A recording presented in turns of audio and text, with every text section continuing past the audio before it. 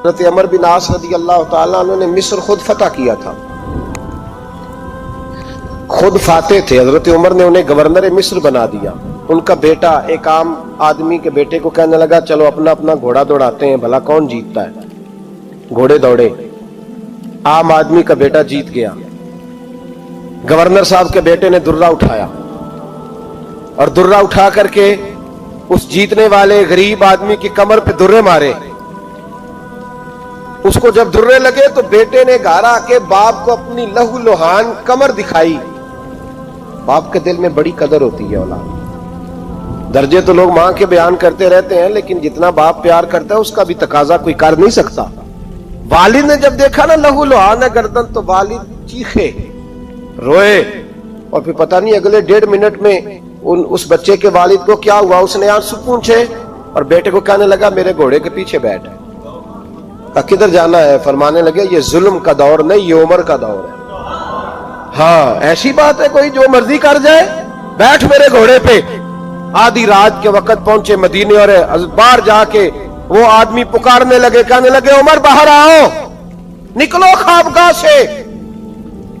جب غریبوں پہ ظلم ہو تو پھر حکمرانوں کو سونے کی اجازت نہیں ہوا کرتی۔ باہر آؤ۔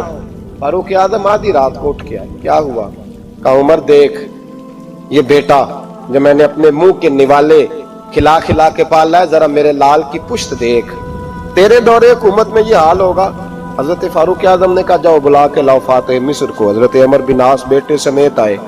جناب فاروق اعظم فرمانے لگے مجمع میں کھڑا کر کے، فرمایا کیوں مارا تو نے اس کو؟ گردن جھک گئی۔ فرمایا تو گورنر کا بیٹا تھا اس لیے مارا ہے؟ اس غریب آدمی کے بچے کو کہا درے پکڑ اور گورنر کے بیٹے کو اس کے سامنے مار، اور اتنے مار کے اسے سمجھ آئے۔ جب اس کو درے لگ رہے تھے تو لوگ دیکھ رہے تھے۔ تھوڑی دیر گزری تو حضرت سیدنا عمر فاروق رضی اللہ تعالیٰ عنہ نے فرمایا گورنر مصر کو بھی سزا دو، اس کے کپڑے اتروا کے اسے ٹاٹ کا لباس پہناؤ۔ لوگ کہنے لگے حضور گورنر صاحب کی کیا غلطی؟ سنو اور یاد رکھنا۔ حضرت فاروق اعظم کہنے لگے اس بچے کے دل میں بات ڈالی کس نے کہ تو گورنر کا بیٹا ہے؟ کس نے بات ڈالی کہ تو چودھری کا بیٹا اور باقی کمی ہوتے ہیں؟ کس نے سکھایا اسے؟ وہ طاقتیں بھی ہم کچھ لیں گے جو سکھاتی ہیں کہ فلانا بڑا ہے فلانا چھوٹا ہے۔ فرمایا نا، جب کوئی رسول اللہ کا کلمہ پڑھ لیتے ہیں وہ برابر ہو جایا کرتے ہیں۔ اس کو کس نے سکھایا؟ کس نے سکھایا اس کو؟ گورنر کو بھی۔ اور پھر حضرت عمر نے تاریخی جملہ کہا حضرت عمر بن عاص کی طرف دیکھ کے، فرمایا جب اللہ نے ان لوگوں کو آزاد پیدا کیا تم نے کیوں غلام بنا لیا؟ جب رب نے آزاد پیدا کیا تم نے کیوں غلام بنایا ہے؟ عزیزو یاد رکھو، جب انصاف کا بول بالا ہوتا ہے پھر کوئی آدمی ڈرتا ہے۔ یہاں انصاف نہیں ملتا۔ اور میں آپ خود ایک بات یاد آ گئی، حضرت عمر کا زمانہ تھا تو غسان کے بادشاہ نے کلمہ پڑھ لیا۔ جو لوگ غریب کہلاتے ہیں نا وہ ذرا میری بات پہ زیادہ توجہ کریں، غریبوں کو سنانے لگا ہوں، غریب ذرا توجہ کریں۔ غسان کے بادشاہ نے اسلام قبول کر لیا، اور اسلام قبول کرتے ہی وہ آئے حج کرنے۔ حج کے بعد فارغ ہوئے تو ایک نفلی طواف کر رہا تھا غسان کا بادشاہ، شاہ غسان۔ حج تو خانہ کعبہ میں بھی وی آئی پی پروٹوکول ملتا ہے، آج تو مسجد نبی میں بھی وی آئی پی پروٹوکول ہوتا ہے، یہاں آ کے بھی، یہاں بھی۔ اور دیکھتے صحیح تو کھڑا کہاں ہے؟ یہاں بھی پولیس والوں نے بازو پکڑے۔ سوچو تو صحیح، یہ حال کر دیا تم نے مذہب کا۔ طواف کعبہ ہو رہا ہے اور غسان کے بادشاہ نے جبہ پہنا ہوا ہے باریک اور لمبا، وہ طواف کعبہ کر رہا تھا تو ایک غریب آدمی کا پیر اس کے جبے پہ آ گیا۔ جب پیر آیا تو اس نے پلٹ کے غریب کے منہ پہ تھپڑ مارا۔ جب تھپڑ مارا تو اس غریب نے سیدنا فاروق اعظم کی عدالت میں مقدمہ کر دیا، کہا بادشاہ نے تھپڑ مارا ہے۔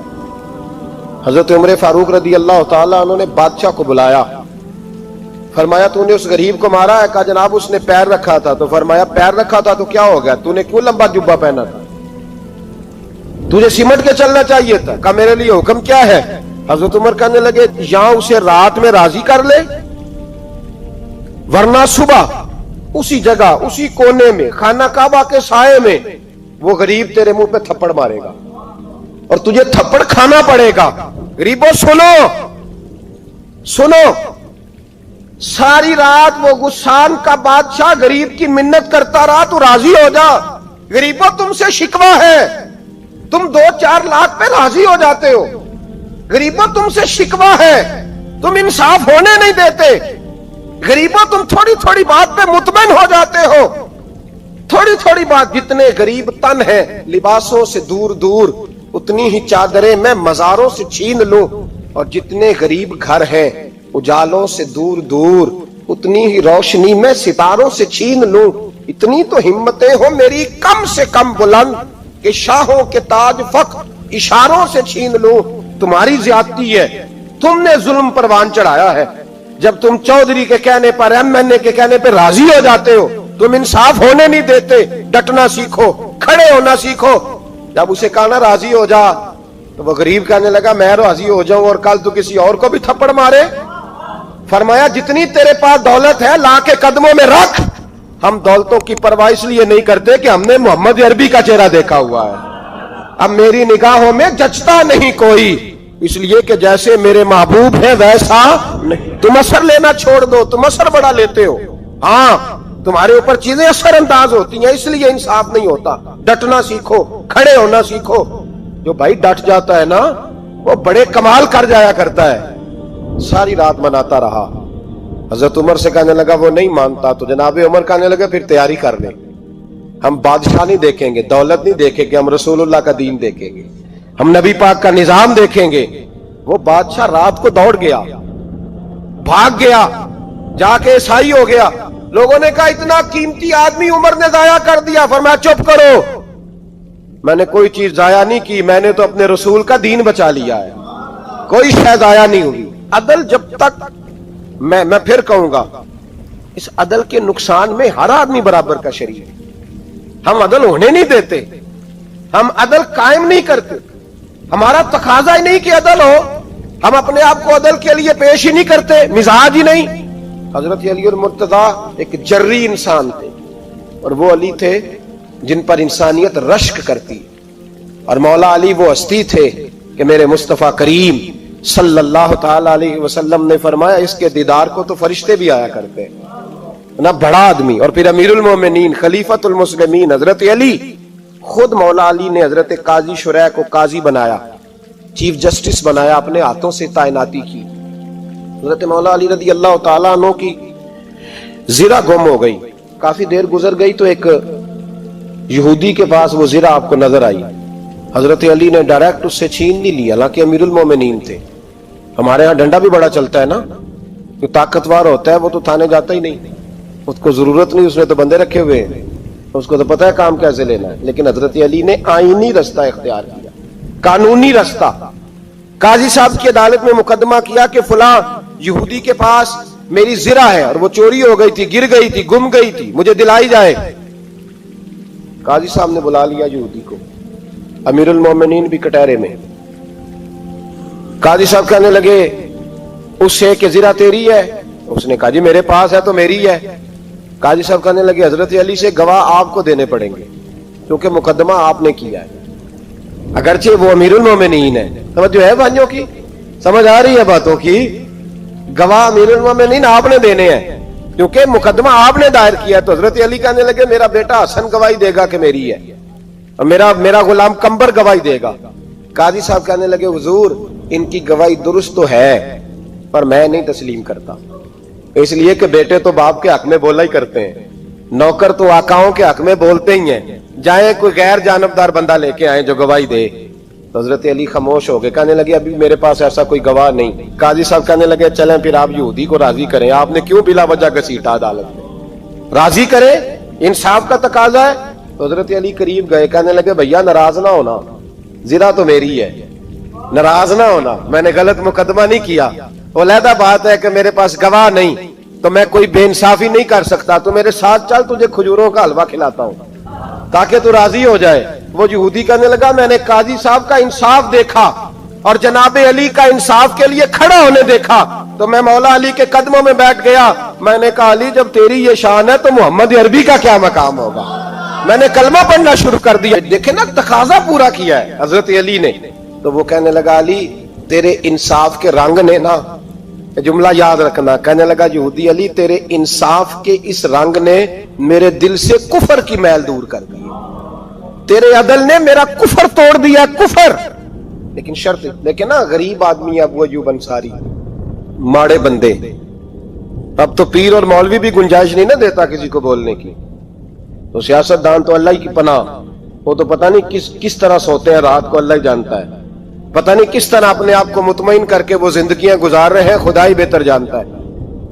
حضرت عمر فاروق جیسا دلیر اور جرری آدمی جمعہ پڑھانے مسجد میں داخل ہوئے تو جناب ابو ایوب انصاری دروازے پہ کھڑے ہو گئے. کہنے لگے عمر تیرے نوکر نہیں، ٹائم پہ آیا کر، بڑی دیر سے کھڑے ہیں. کیوں دیر سے آیا؟ بڑے جلالی تھے نا حضرت عمر، لیکن وہ جلالی اس وقت تھے جب کوئی ظلم کرتا تھا، اور ذات کے لیے جلالی نہیں تھے. کب وقت پہ آیا کر، کو ملازم نہیں تیرے. تو سیدنا فاروق اعظم منبر پہ چڑھے اور فرمانے لگے اللہ ابو ایوب انصاری کا بھلا کرے، جب تک اس طرح کے لوگ موجود ہیں کوئی بادشاہ بگڑے گا نہیں، اللہ اس کا بھلا کرے، اس نے میری توجہ صحیح. اور پھر عمر رو پڑے، رو کے فرمانے لگے مسلمانوں معاف کر دو، غلطی کوئی نہیں، میرے پاس کرتا ایک ہی ہے، اور عبداللہ کی ماں نے وہ دھو کے خشک ہونے کو ڈال دیا تھا، غریب ہوں، کرتا دوسرا کوئی نہیں، تو وہ ذرا نا خشک ہونے میں آ کے دیکھ لو ابھی بھی گیلا ہے، مجھے معاف کر دو، میری غلطی نہیں ہے. صحابہ درد کے ساتھ رونے لگے اور کہنے لگے اللہ اس طرح کے حکمران ہمیشہ عطا کرتا رہتا. میرے بھائی تو انصاف کا رنگ تو دے، ان تقاضوں کو سمجھنا. یہاں کسی کی جرت ہے بول سکے، طاقت ہے کسی کی، لیکن انہوں نے اپنے آپ کو پیش کیا، سامنے پیش کیا اپنے آپ لوگوں کے سامنے. دو مال غنیمت کی چادریں بانٹ رہی ہیں، سب کو ایک ایک ملی ہے. فاروق اعظم جمعہ پڑھانے آئے تو اسی چادر کا کرتا، اسی کی تامت. لوگ کھڑے ہو گئے، عمر بتا تو نے دو کیوں لی؟ یہ انصاف ہے، یہ عدل ہے، کیوں لی دو؟ حضرت عمر کہنے لگے میرا بیٹا جواب دے گا. عبداللہ بن عمر بولے، کہنے لگے ابا جی کے کپڑے بڑے پرانے ہو گئے تھے، میں نے اپنے حصے کی بھی اپنے ابا جی کو دے دی ہے. دیکھیں نا یہ انصاف میرے نبی پاک نے کیا ہے، صحابہ نے سیکھا ہے. میں اور آپ تیار نہیں، ہم تیار نہیں انصاف کے لیے، ہمارا مزاج نہیں انصاف کا. ہمیں خود بہت سارا آگے پیش ہو کے رنگ دکھانا پڑے گا، اس کے لیے ہماری تیاری نہیں. اس لیے ہم حکمرانوں کو گالی دے کے چپ کر جاتے ہیں، اس لیے ہم وکیلوں کے کہتے ہیں بکتے بڑا ہیں، جج بکتے، یہ باتیں کر کے ہم خاموش ہیں. ہم پیش نہیں کر پا رہے، ابھی تک ہم اپنے آپ کو کھڑا نہیں کر پا رہے کہ ہم سے مطالبہ کرو انصاف کا، کھڑا نہیں. حضرت سیدنا علی المرتضی شیر خدا رضی اللہ تعالیٰ عنہ فرماتے ہیں بدر کے لیے جب جا رہے تھے تو سواری ایک تھی، سوار تین تھے. ایک سواری اور سوار تین. فرماتے ہیں نبی پاک صلی اللہ علیہ وسلم نے فرمایا تین کٹھے نہ بیٹھنا، دو بیٹھے، سواریوں کو تکلیف ہوتی ہے. قربان جاؤں کیسا رسول دیا ہے جو جانوروں کے حقوق کا بھی خیال فرماتے ہیں صلی اللہ علیہ وسلم. فرمایا دو بیٹھے. حضرت علی کہتے ہیں پہلے میں اور نبی پاک صلی اللہ علیہ وسلم بیٹھے، اور تیسرے ہمارے ساتھ ابو درداء رضی اللہ تعالیٰ عنہ. فرماتے ہیں جا رہے تھے بدر کے لیے، پہلے میں اور حضور بیٹھے، پھر نبی پاک اور ابو درداء بیٹھے. فرماتے ہیں پھر نمبر لگ گیا میرا اور ابو درداء کا، اور مصطفیٰ نے گھوڑے کی لگام تھامی تو حضرت ابو درداء تڑپ اٹھے، کہنے لگے علی نہ طبیعت مانتی ہے، نہ ادب مانتا ہے، نہ عشق مانتا ہے، تو اس طرح کر، میں تو چھوٹا ہوں، آپ کہیے رسول پاک سے، آپ ہر لحاظ سے بڑے ہیں، آپ عرض کیجئے کہ حضور نہ ادب مانتا ہے، نہ عشق مانتا ہے، نہ پیار مانتا ہے، نہ تقاضا ہے، مہربانی کرے آ جائیں. حضرت علی ہاتھ باندھ کے عرض کرنے لگے محبوبہ ٹھیک ہے باری آپ کی پیدل چلنے کی ہے، پر مہربانی کریں، ادب پیار اور محبت مجبور کر رہی ہے. تو حضور نے فرمایا علی چپ کر، میں عدل نہیں کروں گا تو لوگ عدل سیکھیں گے کیسے؟ اگر میں عدل نہیں کروں گا تو قوم سیکھے گی کیسے؟ مجھے عدل کرنے دے، انصاف کرنے دے. فرمایا چلنے دے مجھے پیدل، کچھ نہیں ہوتا. تقاضا عدل جب تک پورا نہیں ہوتا، آپ یقین کریں میرے اساتذہ کہا کرتے تھے میں عدالت کو عدالت نہیں کہتا، کچہری کہتا ہوں، اس لیے کہ عدالت وہ ہوتی ہے جہاں عدل ہوتا ہے. یہاں تو حال یہ ہے، بتائیے وکیل کو نہیں پتا ہوتا کہ جو میرے پاس آیا یہ غلط آدمی ہے، وہ اس کی حمایت کرتا ہے کہ نہیں، اس کے ساتھ چلتا ہے کہ نہیں، جھوٹ کے ساتھ آخر تک لڑتا ہے کہ نہیں لڑتا. جو گواہ بن کے جا رہے ہوتے ہیں انہیں پتا ہوتا ہے کہ نہیں کہ ہم جھوٹے کی گواہی دینے جا رہے ہیں. تو پھر کیا سارا ظلم حکومتیں کر رہی ہیں؟ معاشرہ بھی تو اپنی ترتیب بدلے نا, لوگ بھی تو اپنا رنگ بدلے نا, لوگ بھی تو طبیعت بدلے نا. کون منتخب کرتا ہے انہیں ظالموں کو؟ عوام. اور پھر اس کے بعد شکوہ بھی عوام ہی کرتی ہے. خدا را تقاضے سمجھو, مزاج سمجھو, طبیعت سمجھو اسلام کی. میرے نبی پاک صلی اللہ علیہ وسلم نے عدل کا بول بالا کیا ہر مقام پر, ہر نقطے پر. رسول پاک صلی اللہ علیہ وسلم نے عدل عدل اور عدل کی آواز بلند فرمائی. کوئی مقام ایسا نہیں.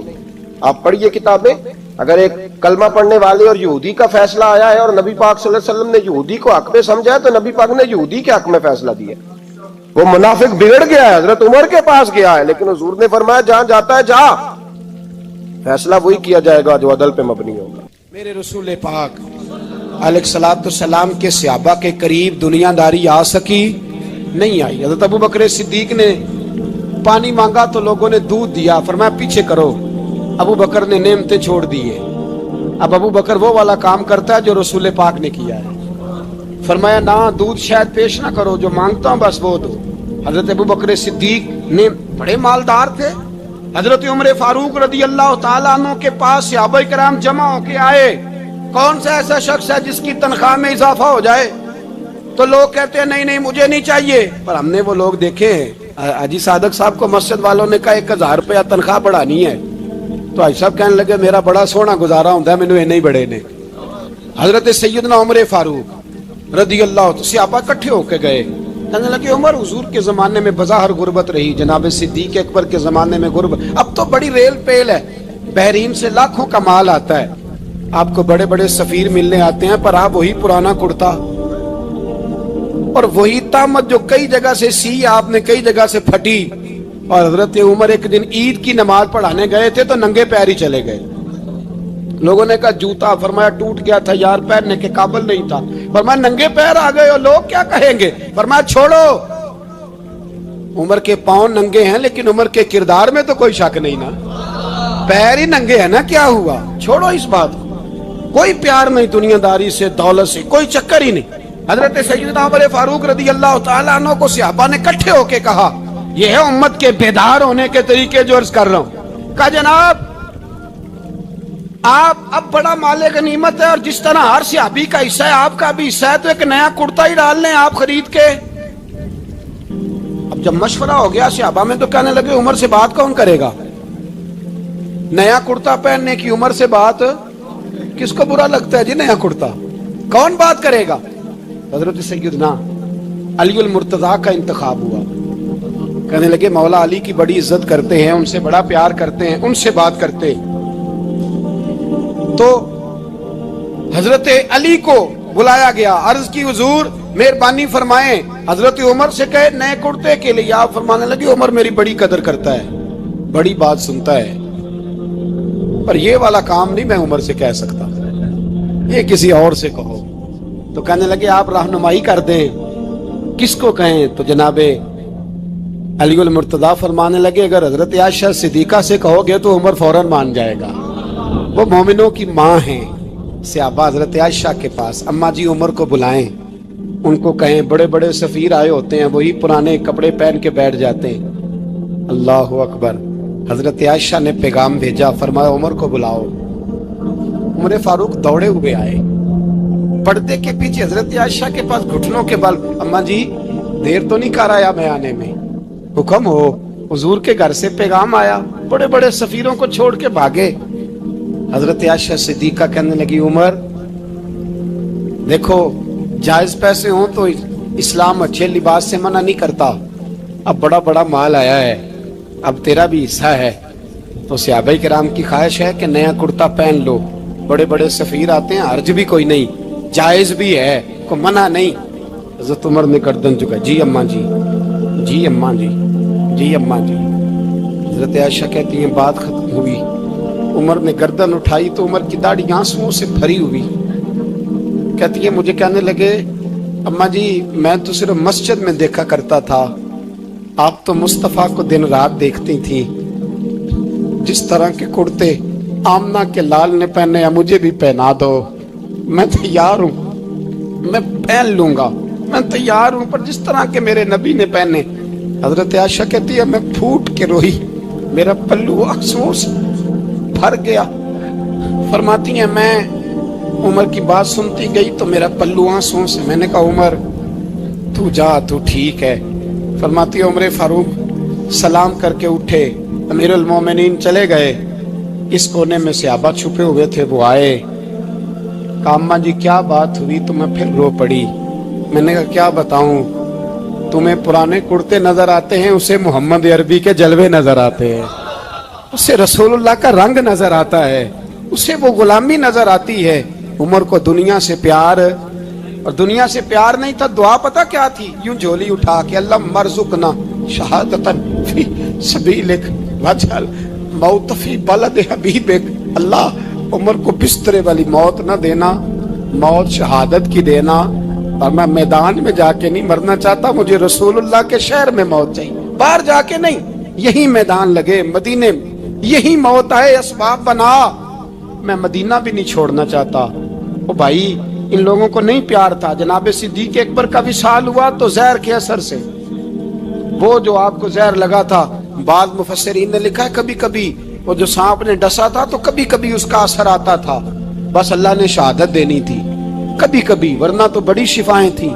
حضرت عمر شہید, حضرت عثمان, جناب علی, امام حسن, امام حسین, علی اکبر, علی اصغر, حضرت عباس, حضرت سعد بن معاذ, حضرت امیر حمزہ, مصعب ابن عمیر.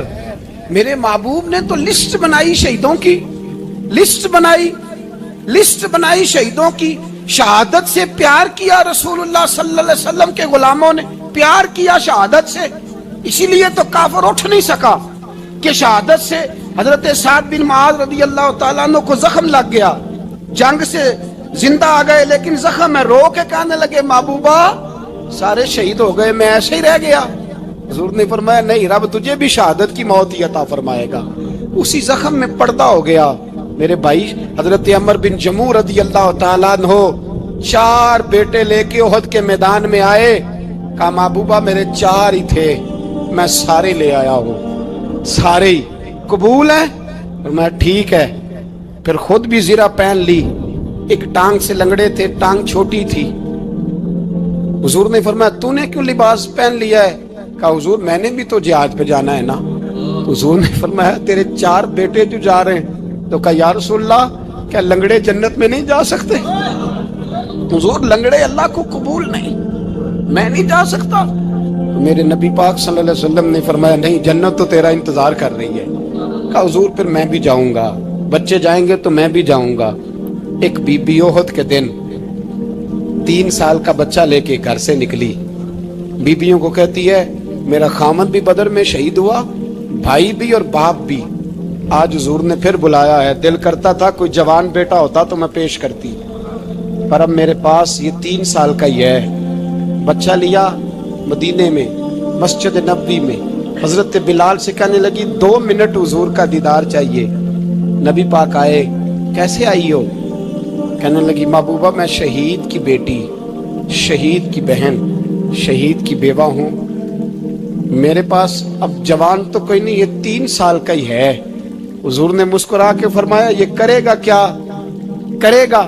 کہنے لگی حضور سنا ہے اسلحہ تھوڑا ہے, ڈھال کی ضرورت ہے, لوہے کی ڈھال ہوتی تھی, جب تلوار آتی تھی تو آگے کی جاتی تھی.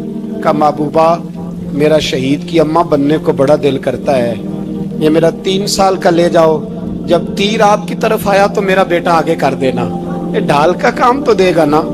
ہنستے ہوئے محبوب کی آنکھوں میں آنسو آئے, بچے کو پکڑ کے سینے سے لگایا, ماتھا چوما, فرمایا جا تیرے ساتھ وعدہ ہے قیامت کے دن تجھے شہید کی اماں کہہ کے ہی پکارا جائے گا, وعدہ ہے تیرے ساتھ تجھے شہید کی. میرے بھائی مرنے کو دل ہی نہیں مسلمان. میرے نبی پاک صلی اللہ علیہ وسلم نے فرمایا جس کے دل میں کبھی شہادت کی آرزو پیدا نہیں ہوئی, اس کے سینے میں دھڑکنے والا دل مومن کا ہے ہی نہیں, وہ تو منافق ہے.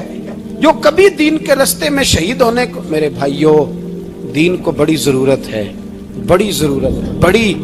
اے خاصان رسول وقت دعا ہے, امت پہ تیری آ کے عجب وقت پڑا ہے, وہ دین جو بڑی شان سے نکلا تھا وطن سے، پردیس میں وہ آج غریب الغربا ہے۔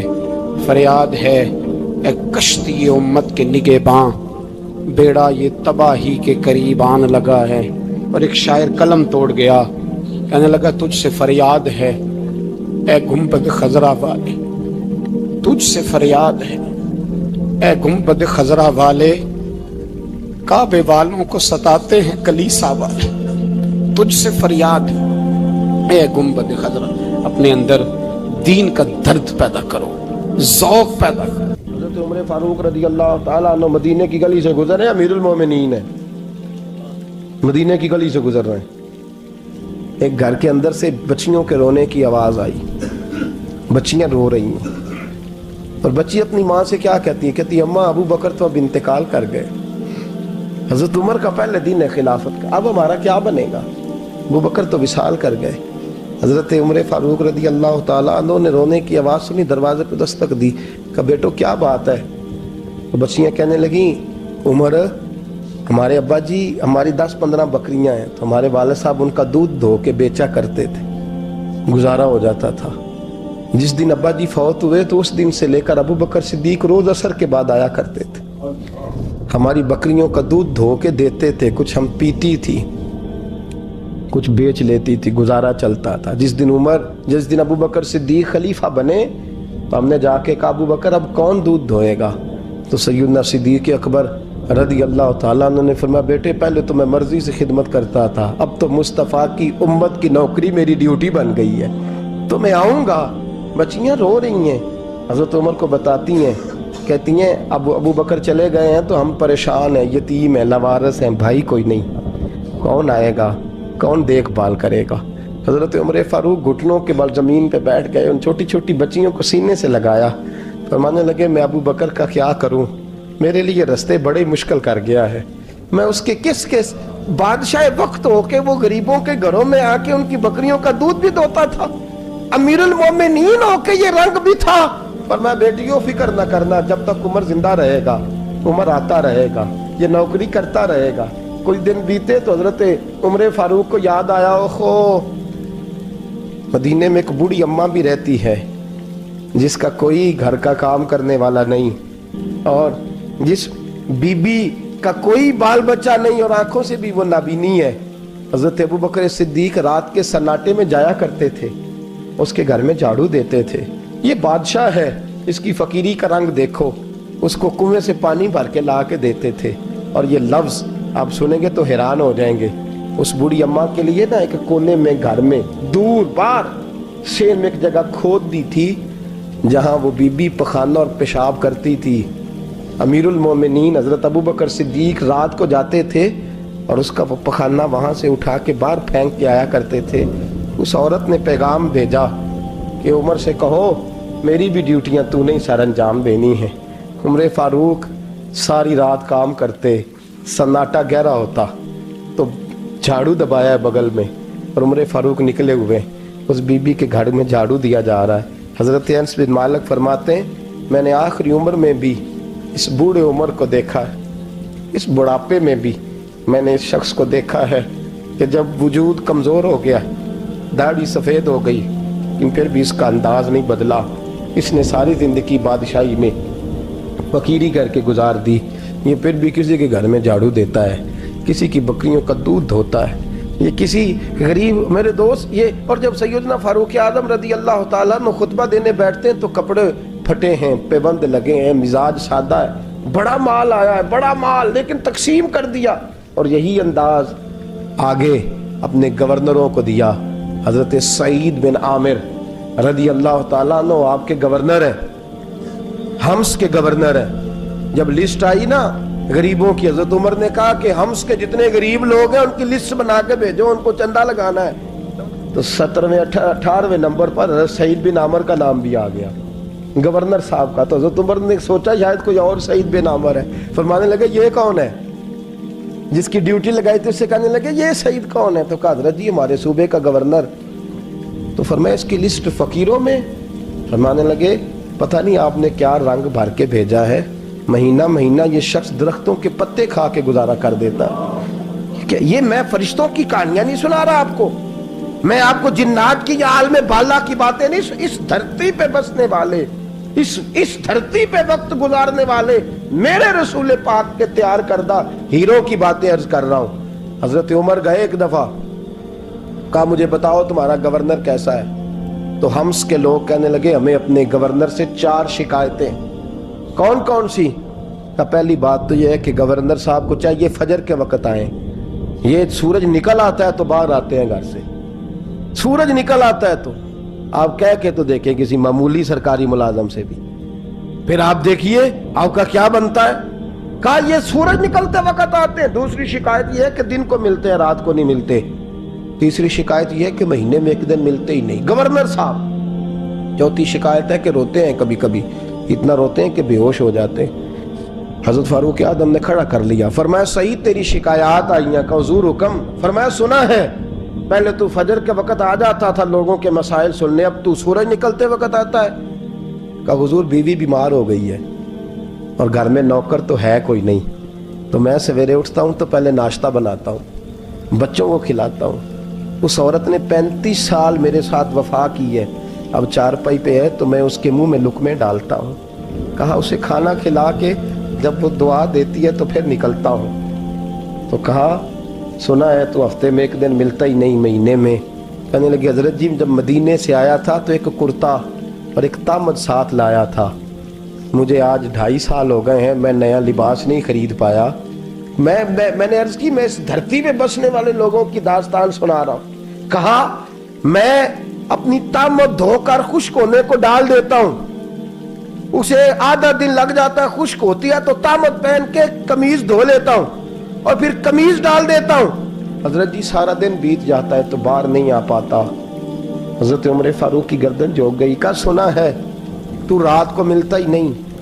یہ لفظ کہے تو حضرت سعید بن عمر کہنے لگے یہ میرا راز تھا، آپ میرے امیر نہ ہوتے تو کبھی فاش نہ کرتا، دن میں نے بندوں کے لیے رکھا ہے، رات اپنے رب کے لیے رکھی ہوئی ہے۔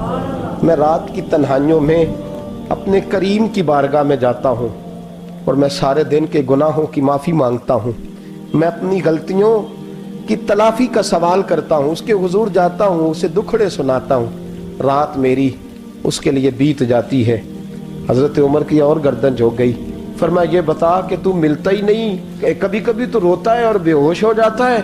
حضرت جی 40 سال کی عمر میں کلمہ پڑھا ہے، جب 40 سال کے پچھلے گناہ یاد آتے ہیں تو کہا پھر میں ضبط نہیں کر پاتا، وہ خطائیں، وہ پاپ، وہ جرم، وہ خطائیں جب سوچتا ہوں نا کہ رب کھڑا کر کے پوچھے گا بتا یہ جرم کیوں کیا، تو وہ احساس مجھے پریشان کر دیتا ہے۔ حضرت جی میں پھر برداشت نہیں کر پاتا، پھر میں تڑپ اٹھتا ہوں، میری یہ کوتاہیاں ہیں، بتائیے کیا کہتے ہیں۔ حضرت فاروق اعظم نے گردن اٹھائی تو آنکھوں میں آنسو تھے، کہنے لگے یا اللہ مجھے اس جیسے کچھ اور گورنر بھی عطا فرما، یا اللہ اس جیسے کچھ اور گورنر بھی۔ عزیزو اپنا حال کیا ہے؟ ملک شام جب فتح ہوا تو حضرت سعد بن ابی وقاص رضی اللہ تعالیٰ عنہ کہتے ہیں کہ کچھ لوگ مجھے کہنے لگے کہ ہم آپ سے معاملات طے نہیں کریں گے، ہم جزیہ دیں گے، ٹیکس دیں گے، اسلامی حکومت کے زیر اثر آئیں گے، لیکن آپ سے معاملات طے نہیں کریں گے، اپنے امیر کو بلائیے۔ تو حضرت سیدنا سعد بن ابی وقاص کہتے ہیں میں نے خط لکھا، فرماتے خط لکھا حضرت عمر کو، میں نے کہا جناب آئیے۔ جواب میں حضرت عمر نے خط میں جواب لکھا کہ فلاں دن فلاں تاریخ فلاں وقت میں ملک کے شام پہنچ جاؤں گا۔ حضرت سیدنا عمر چلے گھر سے، ایک غلام، ایک گھوڑا، ایک نیزہ۔ حضرت فاروق اعظم نے کچھ کھجوریں، خشک کھجوریں، کچھ سرکہ باندھ کے رکھ لیا رستے میں کھانے کو۔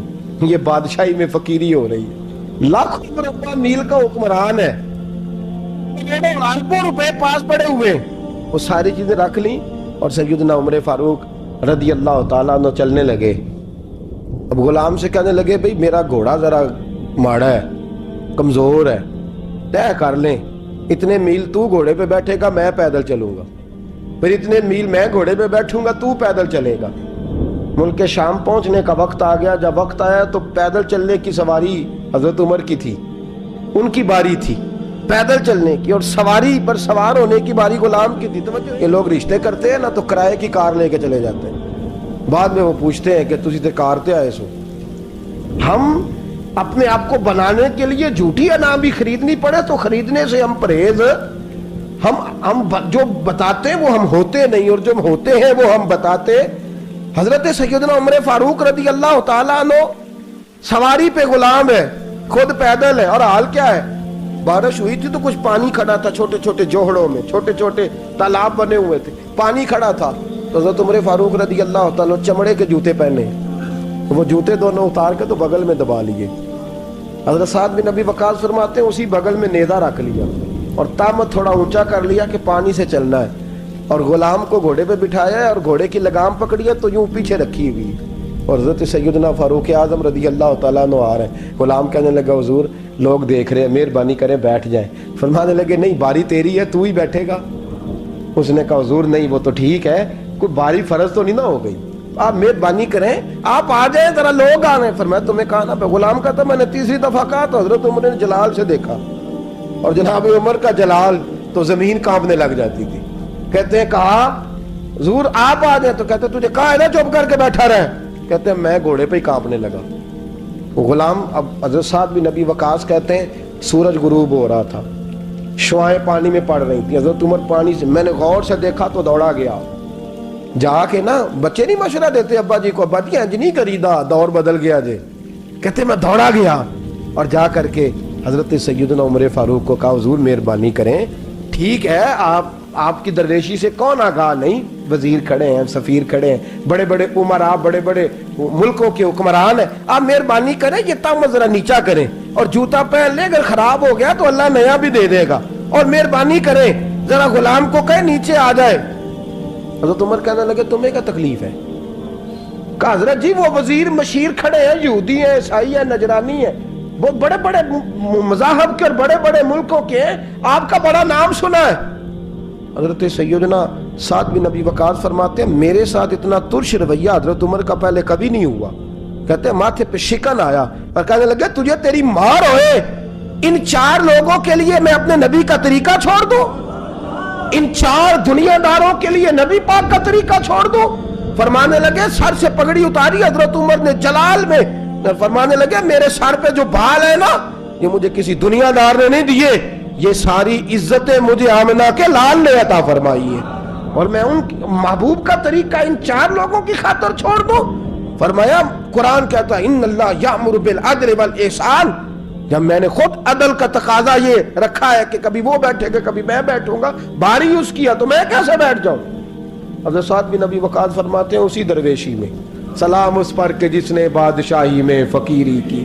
کہتے ہیں اسی درویشی میں حضرت عمر پہنچے تو جو پہلے ڈرا کرتے تھے جب حضرت عمر آئے تو انہیں کامتے بھی دیکھا, روب اور بڑھ گیا, ان کے دلوں کے اندر حضرت عمر کا دبدبا اور بڑھ گیا, اور میرے کانوں میں کہنے لگے سعد پہلے سنا تھا لیکن دنیا سچی کہتی ہے جو حال محمد اور محمد کے غلاموں کا ہے صلی اللہ علیہ, وہ دنیا میں دوسرا کوئی حاصل کر سکتا.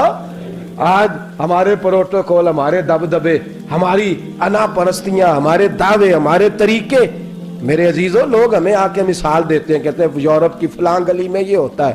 میں نے کہا وہ گرد راہ کو نہیں پہنچ سکتے, یہ ساری چیزوں تو میرے مصطفیٰ کے غلاموں سے حاصل کیا لوگ, ہم نے چھوڑ دی, غیروں نے اپنا لی. خدارا اپنی زندگی میں تبدیلی لائیں. درویشی, سادگی, بے تکلفی, یہ زندگی حسین ہوتی ہے, یہ زندگی سکون والی ہوتی ہے, یہ زندگی اچھی ہوتی ہے, یہ فرحت اور تازگی والی ہوتی ہے. اپنے آپ کو ان تکلیفوں اور آلائشوں میں مبتلا نہ کریں. اگر اللہ مال دے, عزت دے, دولت دے, اللہ تعالیٰ نفاست عطا کرے تو پھر اپنے آپ کو سادہ کریں, آزاد کریں, کھلی ہوئی کتاب بنا کے اپنے آپ کو رکھیں. مجھے ایک بچہ کہنے لگا حضرت جی جب بھی آتے ہیں آپ کہیں بیٹھے مل جاتے ہیں, ہم کسی کو لا کے کہتے ہیں جناب حضرت جی بڑے مصروف ہیں اور آپ یہاں آگ تاپ رہے ہیں جلا کے, مہربانی فرمائیں.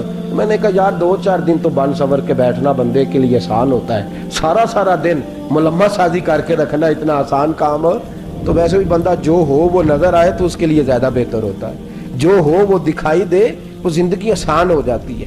بہتر ہو جاتی ہے. اور ویسے بھی جو کھلی ہوئی کتاب ہوتی ہے اس میں لوگ مشکوک نہیں ہوتے. جو بندی ہوئی ہوتی ہے نا اس میں لوگوں کو خبر نہیں ہوتی کہ نہ جانے یہ کیا معاملہ ہے. میرے عزیزو اپنے آپ کو بے تکلف بنائیں. بے تکلف سے مراد یہ نہیں کہ جیسے بے تکلفی ہم نے ایک غلط چیز کا نام بے تکلفی رکھ دیا ہے کہ جو آدمی بات بات پہ ٹھٹھا کرے, بات بات میں مذاق کرے, وہ بے تکلف ہوتا ہے. یہ تو بے تکلفی اسلام اس کو پسند ہی نہیں. بے تکلفی سے مراد یہ ہے کہ جھوٹی انا نہیں بنائے, جھوٹے معاملات اپنے گرد نہیں اوڑے.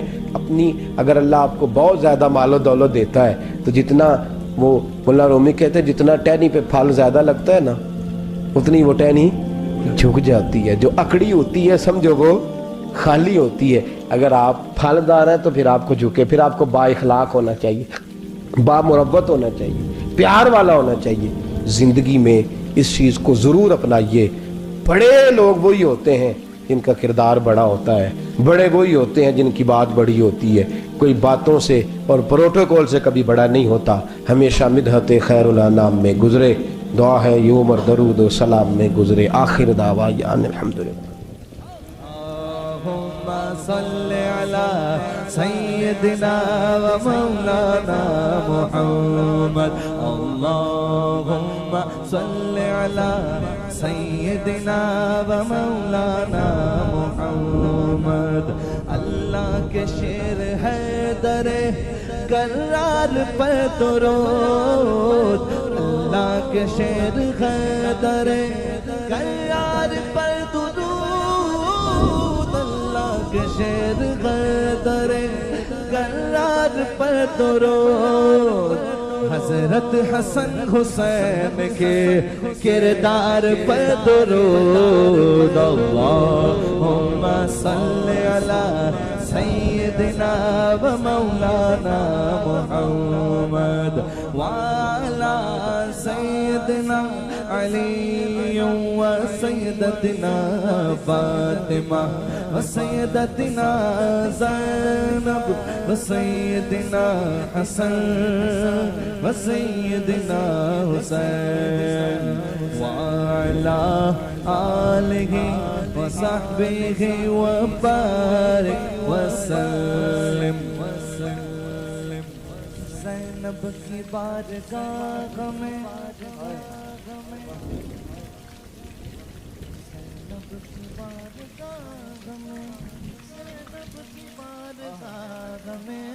زینب کی بارگاہ میں سلام نیاز ہے.